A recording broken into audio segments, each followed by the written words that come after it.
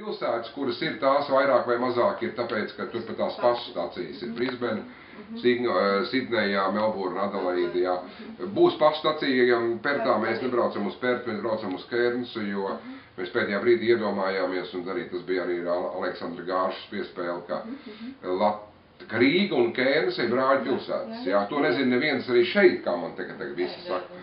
Neviens man vēl nav pateicis visiem Austrālijas latviešiem, ka es saku, ka Kērns ir Rīgas brāļu pilsēta. Viņi saka, patiešām, mēs to nezinājām. Bet Rīga ar to nezina, jā. Nu, varbūt, ka zina, bet ļoti minimāli. Rubiks jau zina, viņš jau bija Kērnsā. Kas? Rubiks bija Kērnsā. Nu, tieši arī viņš jau bija tas, kas laikam to visu nodibināja, jā.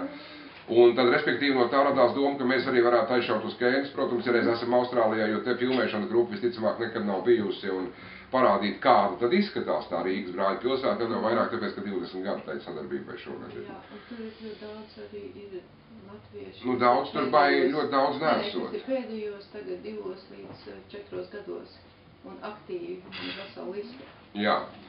Nu, lūk, un tā doma ir tai mūsu filmai, tam mūsu projektam doma ir tāda, kāpēc mēs esam šeit Austrālijā. Mēs gribam pirmkārt parādīt, nofilmēt to, kas ir šeit filmējams un interesanti cilvēki, ka ar laiku jau viss pazudīs un aizies tie cilvēki, vai ne, un vismaz būs kaut kāds arhīvs, cilvēku arhīvs. Bet otra tā doma bija, ka parādīt, kā dzīvo latvieši Austrālijā un kā ir būt latvietim kaut kur tālu pasaulē.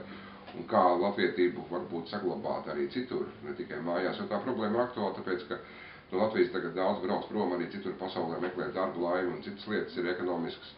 Īrijā pazūd, nevis pazūd, bet aizbrauc un vienkārši jāsaka pazūd daudz. Jā. Latvijai viņi daudzi ir pazuduši, jo daudzi atgriezīsies, bet ļoti daudz arī nē.